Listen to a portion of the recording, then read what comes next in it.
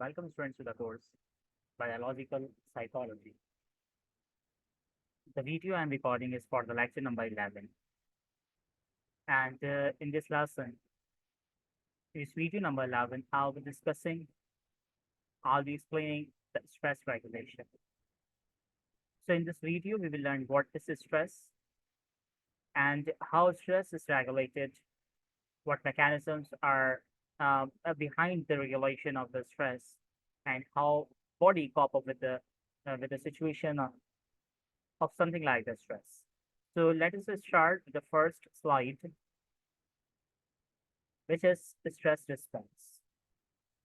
Before going to start the lesson of stress regulation, all we need to know what is meant by the stress response. The stress response, which is often known as the fight or the flight response, it's mainly a physiological reaction that occurs in response to a perceived threat or any kind of the stressors. So any threat, any danger, any alarming situation, or any substance that can cause the stress, subsequently called as the stressors.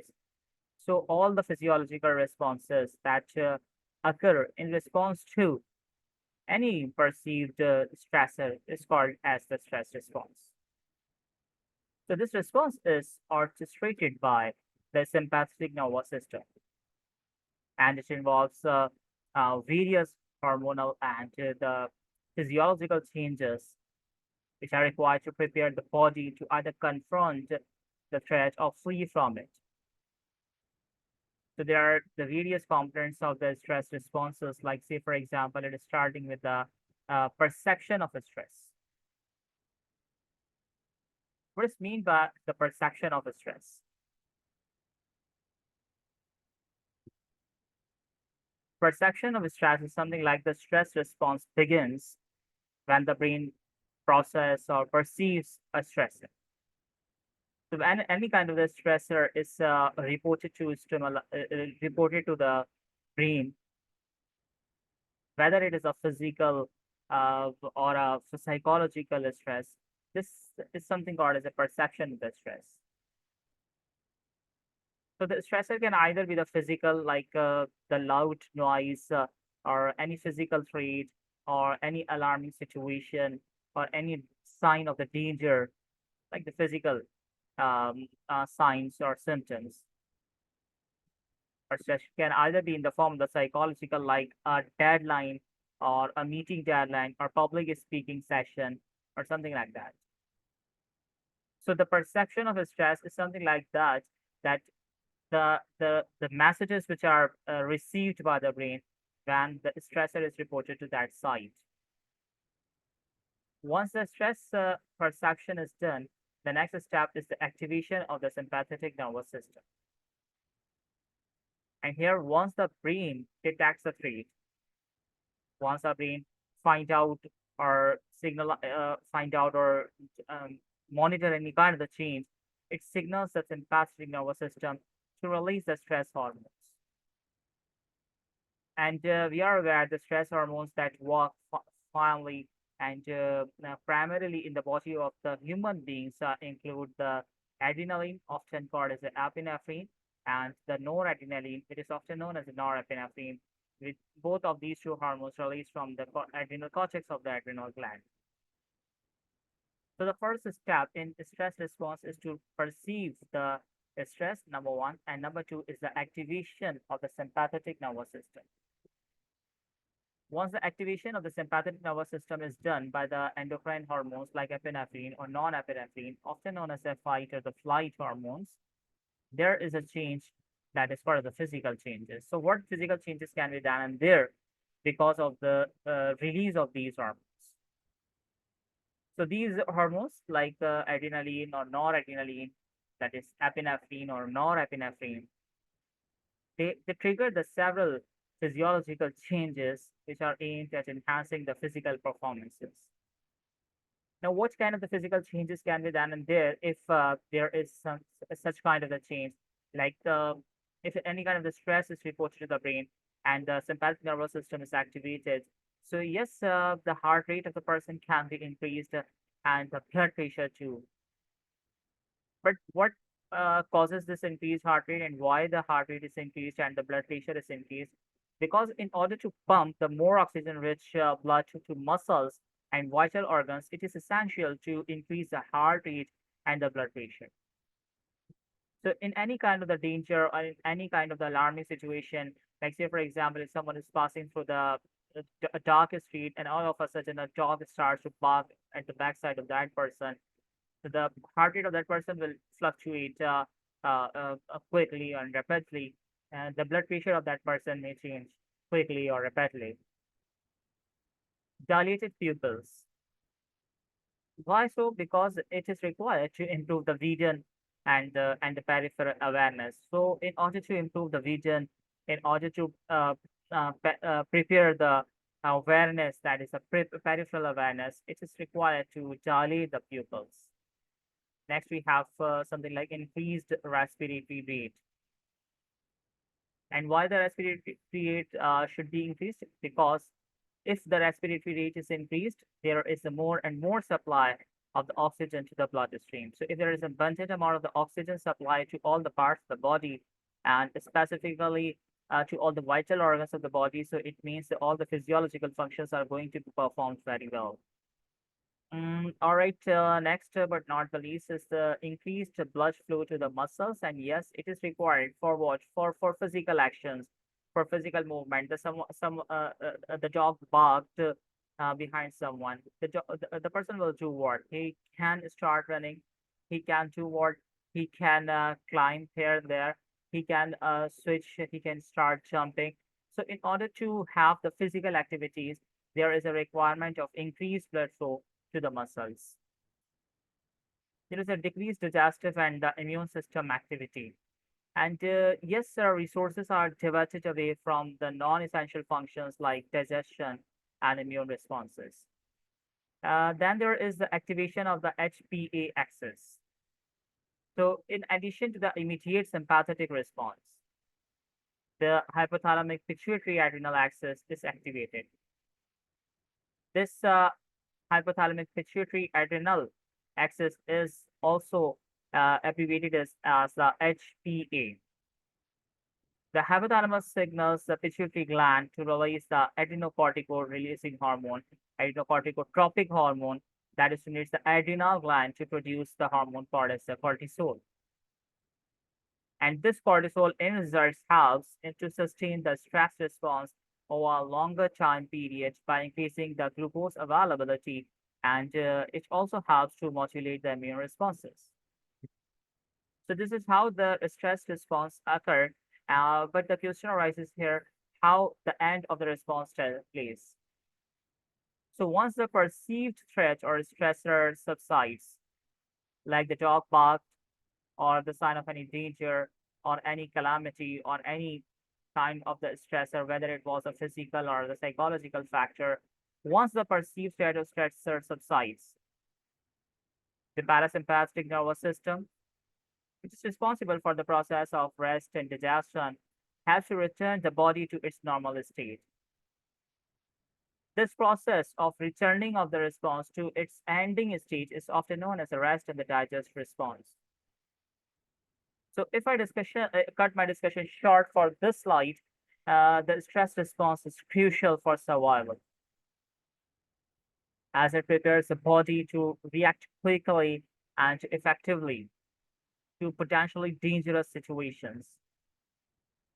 However, the chronic or the prolonged activation of the stress responses, like chronic stress, can have the negative effects on the health, can have it can contribute to various physical and mental health problems over time. It can research like learning effective stress management techniques can help to mitigate these effects and promote the overall well-being. What is dual stress system? What stands for dual stress system and how it accounts for? Let us discuss this dual stress system now. The dual stress system refers to the combined action and interaction of the two major physiological systems who are involved in the body's response to stress. And these two mechanisms or physiological systems, including the sympathetic adrenal-medullary axis, the sympathetic adrenal medullary axis, and number two is called as the hypothalamic pituitary adrenal axis. The sympathetic adrenal medullary axis is often called as a SAM, while the HPA refers to the hypothalamic pituitary adrenal axis. So what these mechanisms are, let us discuss the sympathetic adrenal medullary axis first. So if I'll tell you something about the activation of the sympathetic adrenal medullary axis or SAM, when any kind of the if stress is perceived, the SAM axis is rapidly activated. The hypothalamus in the brain signals the adrenal medulla, and the adrenal medulla is the inner part of the adrenal gland that is located above the kidneys. So the hypothalamus in the brain signals the adrenal medulla in order to release some specific hormones like adrenaline, called as epinephrine and norepinephrine, directly into the bloodstream. So if these two hormones are then and there in the bloodstream, these hormones will do what? These hormones will trigger the immediate physiological changes like the increased heart rate. It will do what? It will elevate the blood pressure. It will enhance the blood flow to the muscles and heighten alertness. All is required for preparing the body for the fight and the flight responses. Because in order to maintain the fight and flight responses, the body's fight and flight hormones must be released. That is then and there releasing from the adrenal gland of the human body. And yes, I told you adrenal gland is located somewhere in the kidneys of the human body. Now let us have our eyes or discussion towards the hypothalamic pituitary adrenal axis. The HPA or hypothalamic pituitary adrenal axis is activated shortly after the SAM, that is sympathetic adrenal medullary axis, in response to stressors that persist or require more sustained energy mobilization. So the hypothalamus releases the corticotropin releasing hormone, that is ACTH. The ACTH then triggers the adrenal cortex in order to produce the hormone that is called as a cortisol. And yeah, if I let you know that cortisol is a steroid hormone, it is a steroid in nature. And why the release of the cortisol is specifically occurring in case of this is a dual stress system? Because cortisol plays a role, or I should say fundamental role, in mobilizing energy reserves by increasing glucose availability in the bloodstream. It also helps to regulate the immune system, and it has the anti-inflammatory effects. The cortisol levels typically peak about 20 to 30 minutes after the onset of the stress and helps sustain the body's response in order to stress for over a longer time period. Interaction and the regulation. The SAM, that is sympathetic adrenal medullary axis, and the hypothalamic pituitary adrenal axis. They both work together in order to coordinate the body's response to stress. So here we have the hormones like adrenaline and non-adrenaline who provide the immediate and yes, the short-term responses. However, the cortisol is required to provide the sustained and the longer-term support. Like both the axes, like SAM, sympathetic adrenal medullary axis, and the HPA, that is hypothalamic pituitary axis, adrenal axis, both are tightly regulated by the negative feedback. Like negative feedback loops that is required to prevent the excessive hormone production, and it is also required to maintain the homeostasis once the stressor has been resolved. So the dual stress systems ensures that the body can effectively respond to avoid and a broader range of the stressors from acute threats requiring immediate action to chronic stressors requiring sustained adaptation. However, the dysregulation or the chronic activation of these systems can contribute to various health problems, and they highlight the importance of stress management and resilience building strategies in order to maintain the overall well-being.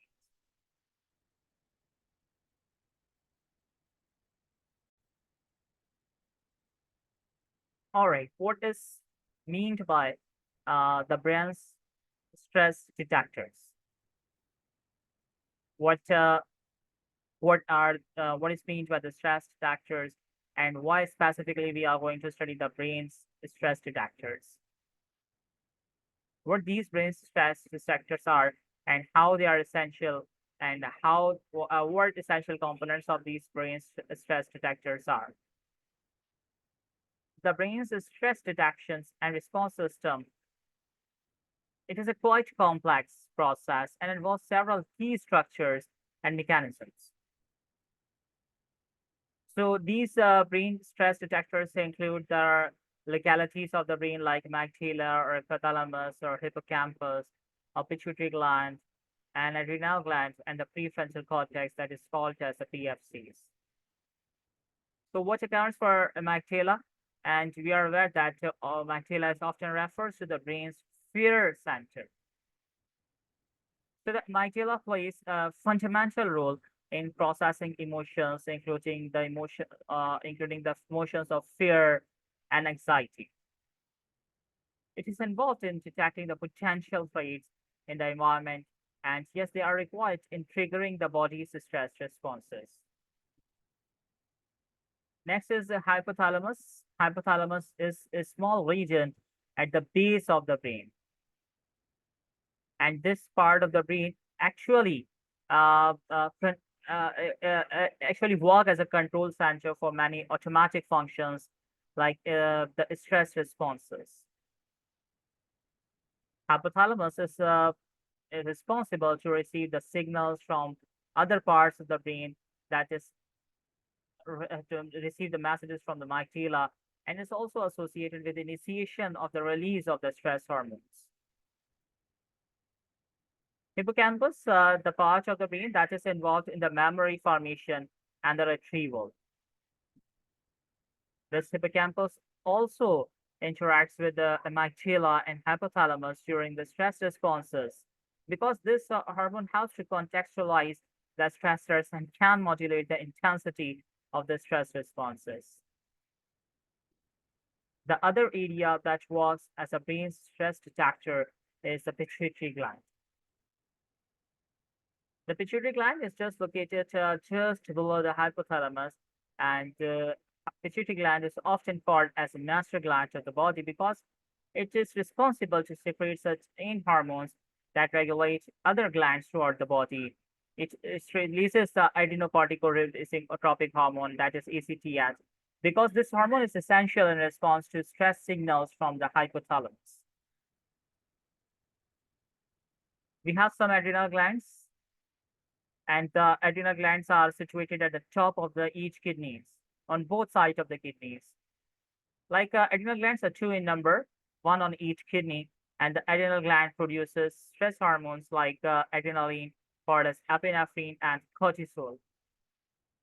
These hormones, like fight and flight hormones or cortisol, are released in response of the adrenocorticotropic hormones, that is response of the ACTH, and they are required to be released in order to prepare the body for the fight and the flight responses. The prefrontal cortex, that is the PFC, this region is involved in the higher level thinking. It is associated with the decision making, and yes, it is required for moderating the social behavior. The PFC also plays a fundamental role in interpreting the stressors and regulating the emotional responses, which are initiated by the amygdala. So together, these components like amygdala and hypothalamus and hippocampus, pituitary gland, adrenal gland, PFC, They all work all together to form a complex network that detects and responds to the stressors by ensuring that the body can react appropriately to perceived threats or challenges in the environment. Chronic stress can dysregulate the systems, which can lead to the various physical and mental health issues over time.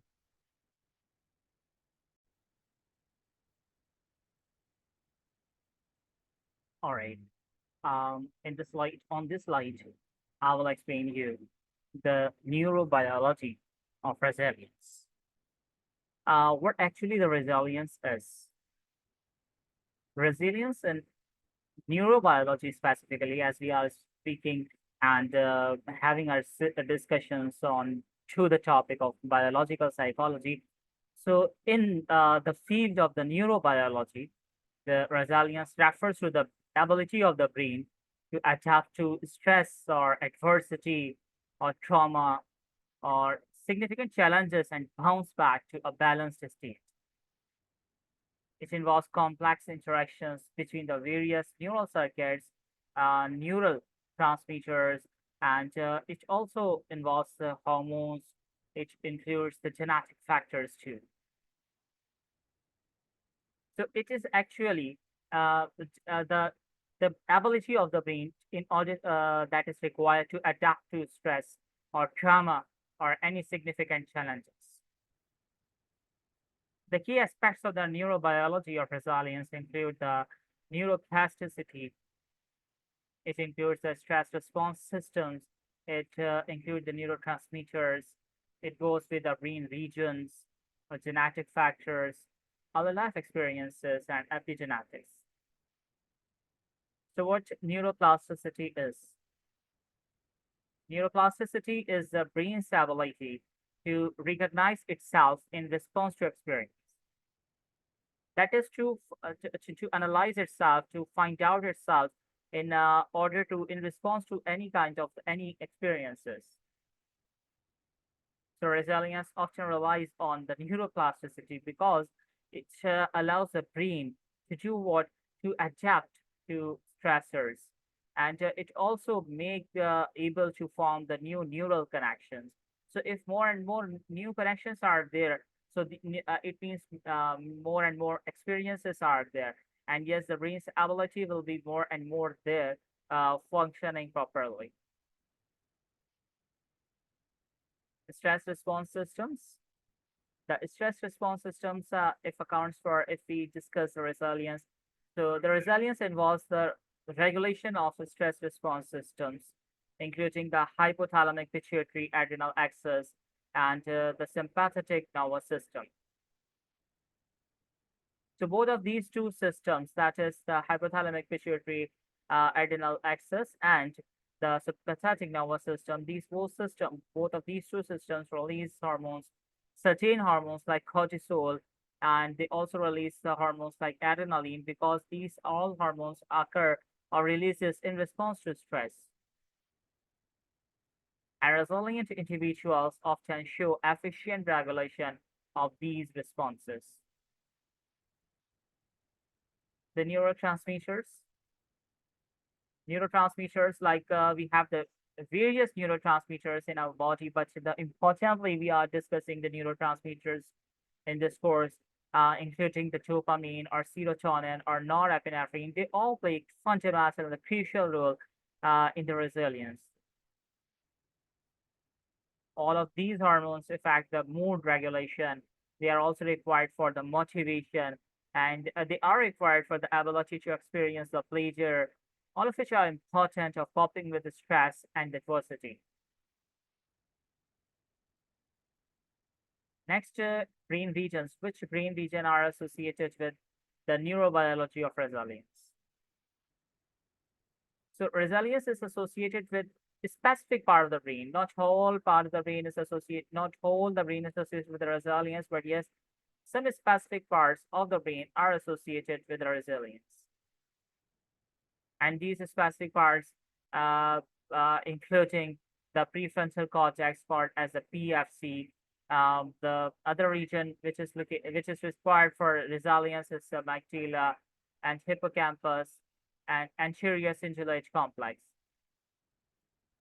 All these regions are involved in emotional regulation. All these are required for memory processing, for the decision making. So what kind of the physiological mechanism like decision making or memory processing and stress modulation are going on there? These all systems are going to be done by the going to be done by these regions, and these brain regions are highly associated with the resilience. The genetic factors and just genetic predispositions can influence the resilience too. Because certain genetic variations may affect the neurotransmitter functions or brain structure, influencing how individuals respond to stress and how they respond to adversity. Early life experiences, childhood experiences, or infants, including interactions with caregivers and exposure to stressors. That is uh, uh, uh, the the interaction with the caregiver, interaction with the loved ones, interaction with the certain or specific stressors, all resultantly can cause what can shape the development of resilience related brain circuits. So positive early experiences can enhance the resilience later in the lifetime. Epigenetics, and yes, it includes the environmental factors, which can be which can influence the gene expressions through epigenetics mechanisms, and they can alter the resilience related pathways in the brain. So by understanding these, understanding the neurobiology of resilience is important. And why it is important? Because for it is required for developing strategies to promote the resilience in individuals who are facing adversity, who are facing the trauma, who are going through any chronic stress or condition.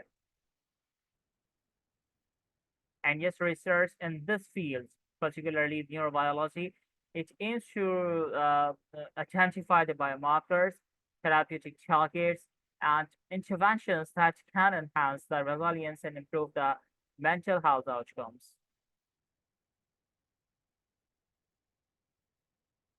Effective coping strategies.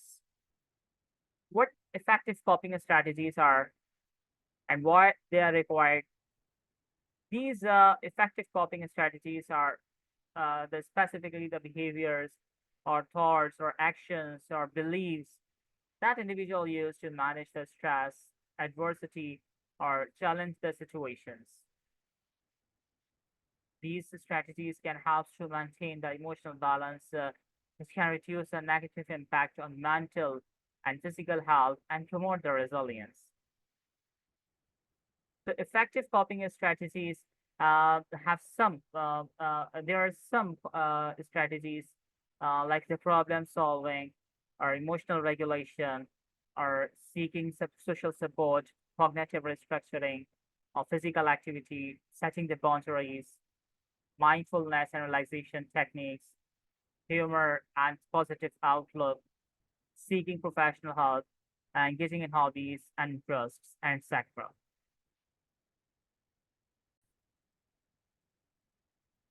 All right, so yes, the problem solving strategy. Let us discuss effective coping strategy as first one. And it is something like addressing the problem that is directly by identifying the solutions and taking actions to resolve the issue. This involves mainly the breakdown the problem into the manageable steps, into the chunks, into the pieces, and to do what and to implement a plan and to execute a plan even then.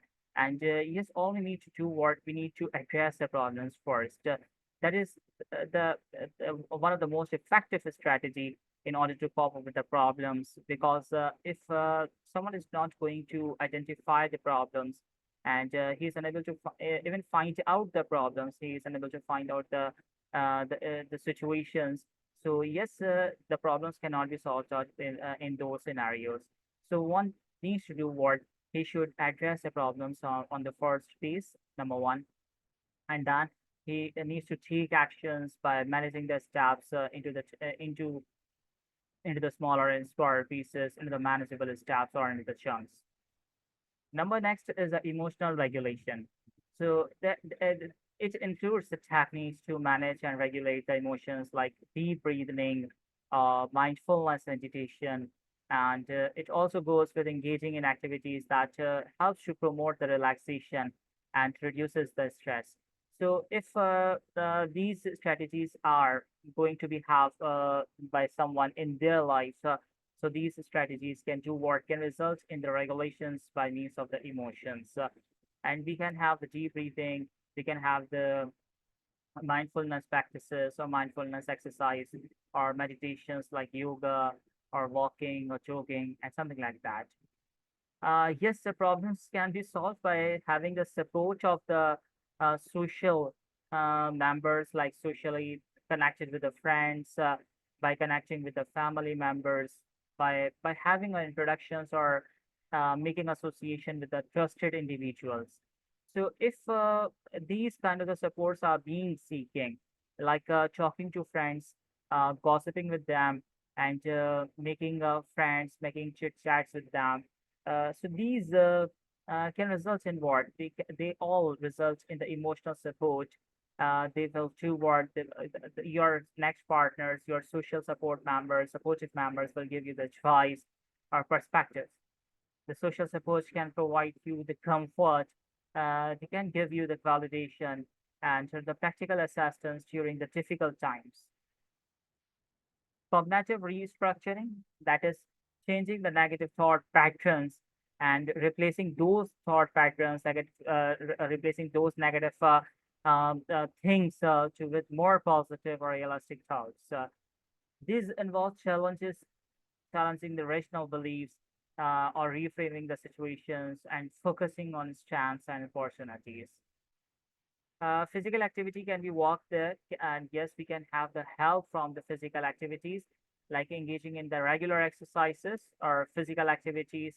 So by engaging in these physical exercises can reduce our stress hormones.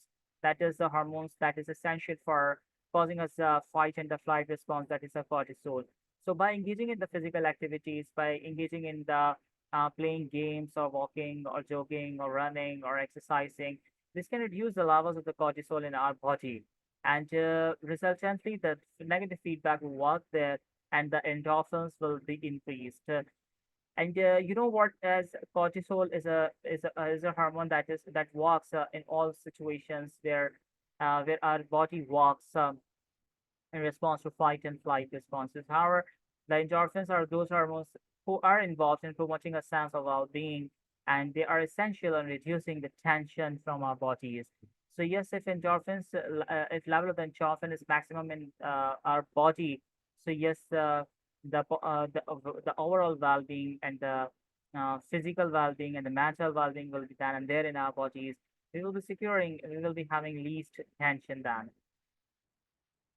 Setting boundaries by establishing the limits and boundaries in relationships, workstations, or workplace partners. This setting boundaries will do what? This will result in protecting the personal well-being and reduces the stress from overwhelming responsibilities or demands.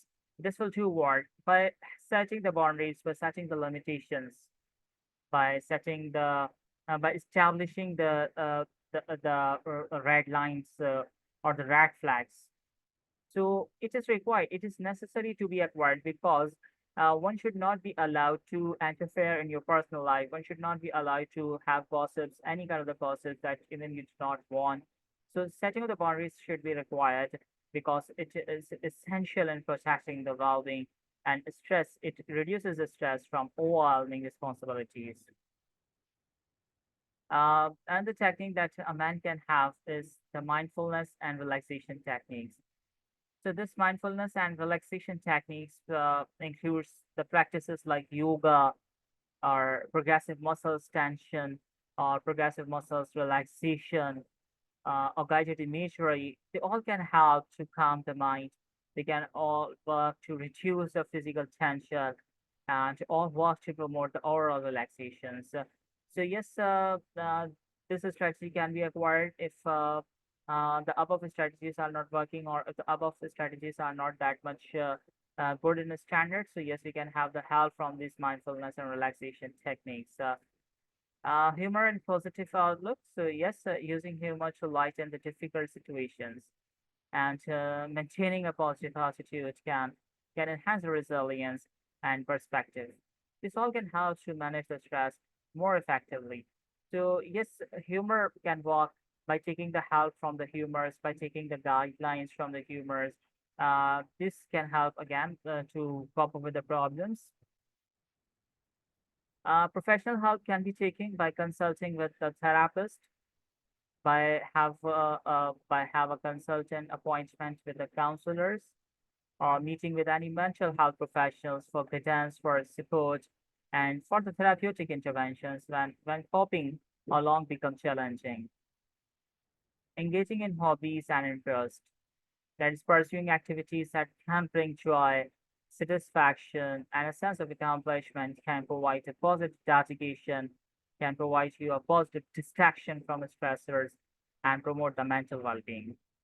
So effective coping strategies are individualized, can vary based on the personal experiences, the nature of the stressors, and the cultural factors.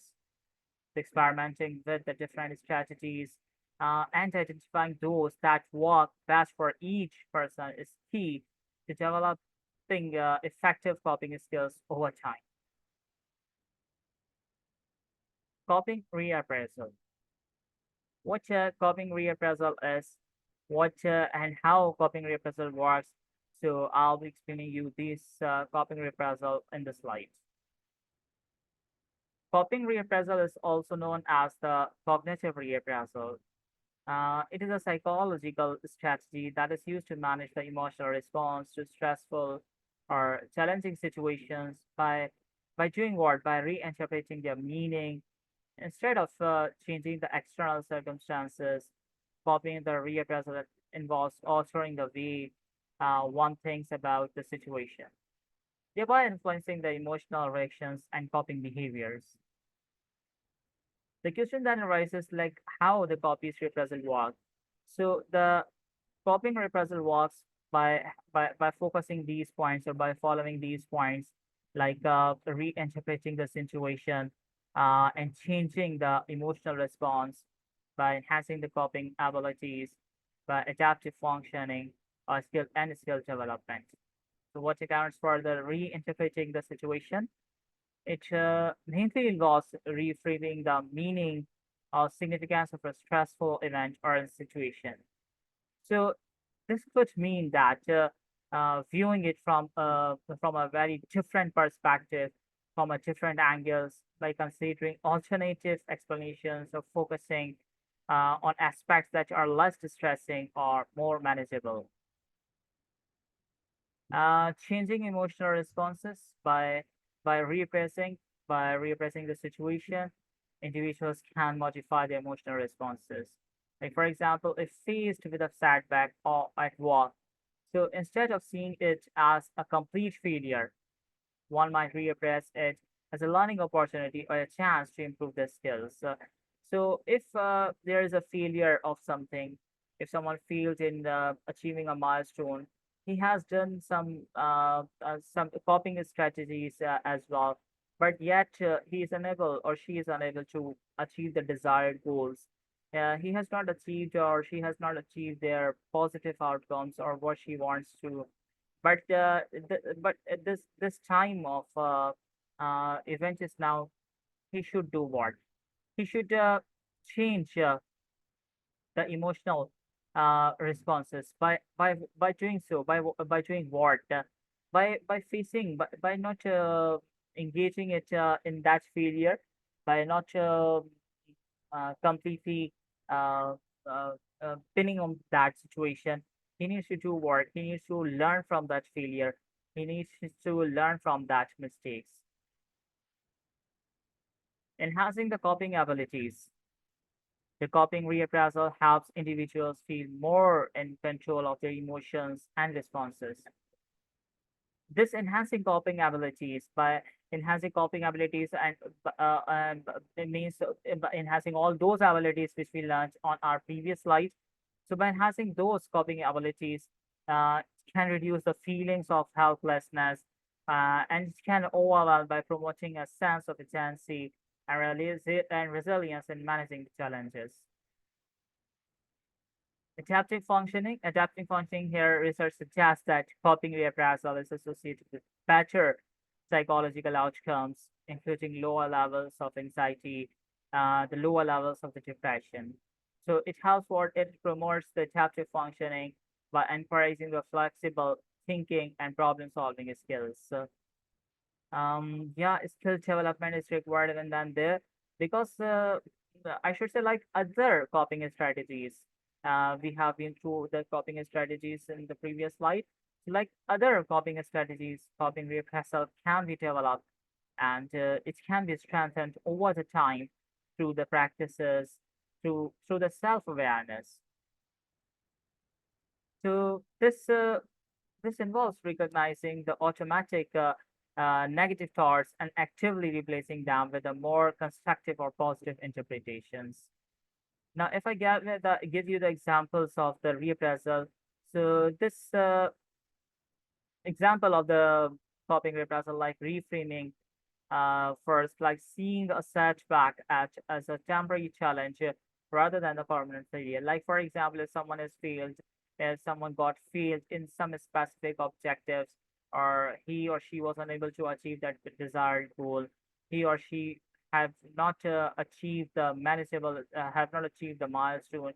So now that time is not for the demotivation. The time is not for demotivating yourself or having the negative thoughts and consequences. Yes, we can do what we can have the positive consequences by having the positive thoughts, by taking it as a challenge, by taking it as a temporary challenge, and yes, by preparing for the next one. Perspective taking, here considering the situation from other person's points of view to gain the new insights. Yes, finding silver linings, like identifying positive aspects or potential benefits with difficult situations can work there. And yes, effective example of coping reprisal maybe like acceptance and growth, where embarrassing challenges is opportunities for personal growth and development. So overall, coping reappraisal is a powerful tool in emotional regulation and resilience building. It enables individuals to navigate adversity with greater psychological flexibility and the well-being. All right, now the time to discuss the emotions and the decision making. Emotions normally play a fundamental role in decision-making processes, influencing how individuals perceive, how they evaluate, and how they respond to various operations, various options, or situations. So the key aspects of emotions and decision-making include emotions as information, and they affect as a heuristic, the emotional valencies, the intuitive decision-making, the emotional regulation, social context, and the delayed effects. So emotion as information.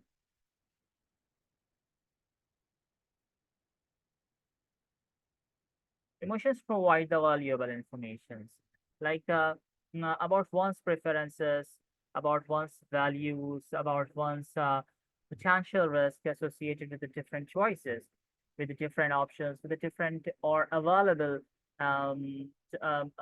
options or the plans. So they serve as signals, like emotions mainly serve as signals because they can guide the decision making by signaling what is personally important or threatening. Like if someone is having the emotions for fear, it simply means for he is having the sign of the danger or alarming situation is even that and there. So this emotion will work as information that how to respond to this information, how to respond to, how to generate, and which kind of the emotion to be generated for this particular kind of the information.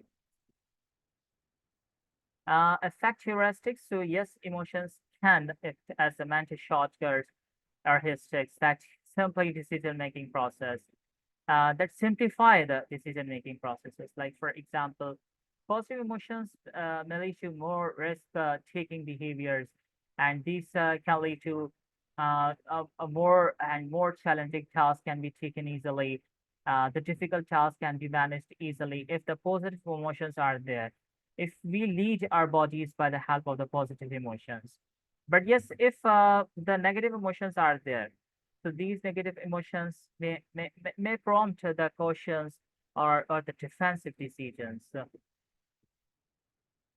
emotion balances here the positive or negative nature of the emotions, like emotional balances can bias the decisions. Like positive emotions may lead to optimism. Positive emotions will give you the positive powers or positive vibes. The negative emotions will give you the negative thoughts, will give the negative beliefs, will give the negative ideas or sharings. So the positive or negative nature of the emotions can bias the decisions. So if let's say for example the two-person are going to have a single decision for getting a job, for finalizing the job A and job B. They both are selected for the job A and job B, and now it is the time to select either to go with the job A and job B. The person A is going to have the job B, while the person B is going to have the job A. The question arises here why? It may be because of the nature of the emotions, like what kind of emotions the people are having or suffering through. This can bias the decisions.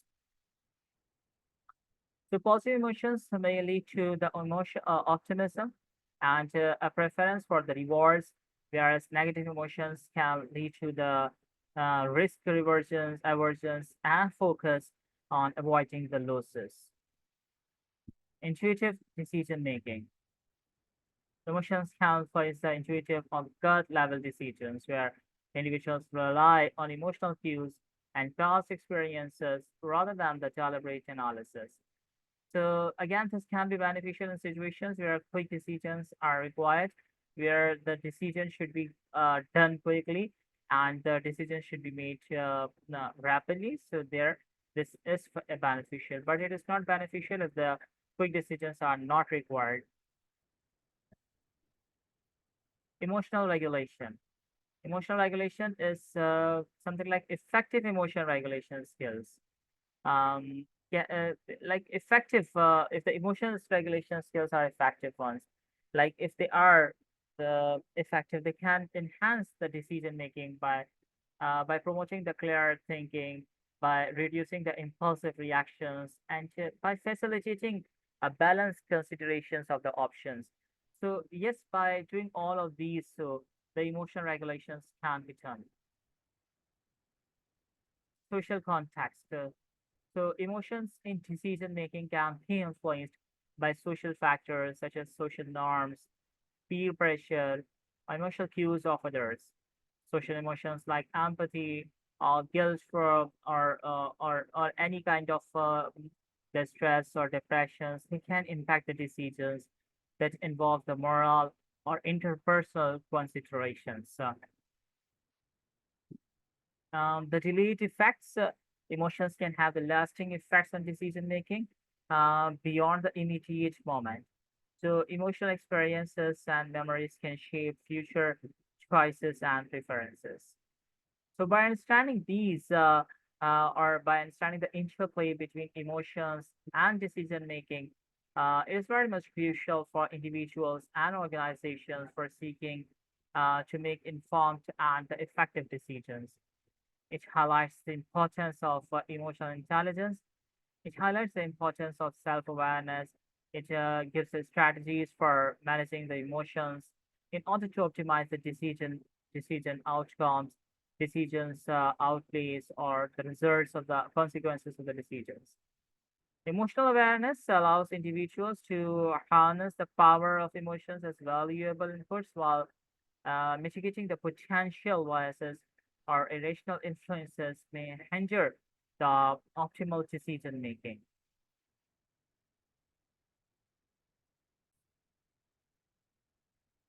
All right, so this is all from my side for this whole lesson of biological psychology, in which we discuss what stress is, what causes the response, what causes the stress response we have been through, what is the stress regulation, and how stress is regulated. We discuss the detailed discussion towards or regarding how it is regulated and how it can be regulated and how it should be regulated. And we discuss a lot of the things. So let's just have a review of the whole lesson. We discussed the stress response, that is, I told you, known as the fight or the flight response, that normally occurs in a perceived thoughts, in a perceived threats or stressors. So this is stress response. It starts from the perception of the stress, which is something about the receiving of the messages or perceiving of the messages by the nervous system, and having all those stressors, maybe like the physical stressors or the psychological stressors. So having the stimulus from from the physical or psychological stressors is simply called as the perception of the stress. Once the stress is perceived, yes, the activation of the sympathetic nervous system will be there, because sympathetic nervous system is required to release the certain hormones like the stress hormones, epinephrine or norepinephrine from the adrenal glands. So yes, activation of the sympathetic nervous system will then lead us to the physical changes by having what? By increasing the heart rate, by increasing the blood pressure. And I told you why. So by dilating the pupils, by increasing the respiratory rate, and by increasing the blood flow to the muscles, by decreasing the digestive and immune system activity. Yes, activation of the SPA axis will be required then, because activation of this will do what? This will resultantly release the ACTH, that is adrenocorticotropic hormone, that stimulates the adrenal gland to produce the cortisol. And again, the question is why cortisol? Because it responds over a longer period of the time, by increasing the availability of the glucose, and by having the modulation of the immune responses. Finally, then and there will be the end of the responses, because this end of the responses will do what? This will end of the session of the stress, which terminated maybe because of any kind of the psychological, maybe kind of the because of any physical challenge or stress. Then I told you what dual stress system is. It is the interaction of the two major physiological systems, that is sympathetic adrenal medullary axis, and the second mechanism is hypothalamic pituitary adrenal axis. So both of these two I should say, the physiological systems work together, and as these are two in number, that is why it is called as the dual stress system. So yes, sympathetic adrenal medullary axis, and yes, I discuss and explain you what hypothalamic pituitary adrenal axis is. Then it shows you the interaction and regulation. It is spun by synaptic pathways and the feedback mechanisms. And yes, then I show you the the signals receivers of the brain, who are involved in the receiving the stress signals. So the brain's stress detectors or signals are those areas or localities where these signals are going to be reported out. Like the sign of any calamity, the sign of any danger, the sign of any problem or difficulty or difficult situation, where these signs are going to be reported. So these signs, these stress are detected in some specific part of the brain, including the amygdala, including the hypothalamus and hippocampus, pituitary gland or adrenal glands or PFC, that is prefrontal cortex. So all these areas are required because they are essential in detection of the stress. And once these stress are detected, they all will work, all may work all together in order to cope up with the problem or stress. As because these all components work together and they often form the complex network which detects and responds to stressors, ensuring the body that can react appropriately to perceived threats or challenges or any kind of events. Then it shows you the neurobiology of resilience, that is the brain's ability to adapt to stress or trauma or adversity or significant challenges. And yes, then it should be required to bounce back to the balanced state. And neurobiology of the resilience have the several key aspects. Among those several key aspects I discuss or explain you the some of the key aspects, including the neuroplasticity, stress response systems, the neurotransmitters, the brain regions, the genetic factors, the life experiences, and epigenetics. Effective coping strategies were then explained, and these are the effective behaviors or strategies which can be used to manage the stress, which can be used to any challenging situation. Because these strategies are required to balance the emotional state to promote the resilience. And these coping strategies may be like problem solving strategy or emotional regulation or seeking support group or cognitive restructuring. The physical activity can work by setting the boundaries, by not allowing or letting everyone allowed to enter in our life, in our personal life, by mindfulness and relaxation techniques, by having the yoga or something like that. Humor and the positive outlooks, and seeking the professional help if seeking the social help is not working, all of those steps are not working. So yes, we can have the help from the consultants or the specialist or therapist or counselors, and we can have the engagement in different hobbies, in different interests, in different games, or all these things. Coping reappraisal, that is the cognitive reappraisal, and these are the bullets that shows how the coping reappraisal works. That it works by by reinterpreting the situation. It works by changing the emotional responses. It works by enhancing the coping abilities. It works by adaptive functioning, and yes, too by the skill development. And yes, final slide. This was the emotion and decision making that influence how individuals perceive, how they respond, or how they evaluate, and how they respond to various options, to various objectives or situations. So yes, the key aspects of decision, emotions as decision making, including the emotion as information ones, the factor of heuristics, the emotional balance, the intuitive decision making, the emotional regulation, the social context, and the delayed effects. So this was whole from my side for the whole lesson of the biological psychology. The main agenda that I hold and for this lesson was the stress regulation. So yes, at the end of this video, I will be wishing you nothing but the best. So good luck from my side. Thank you so much to view this video. Take care and greetings.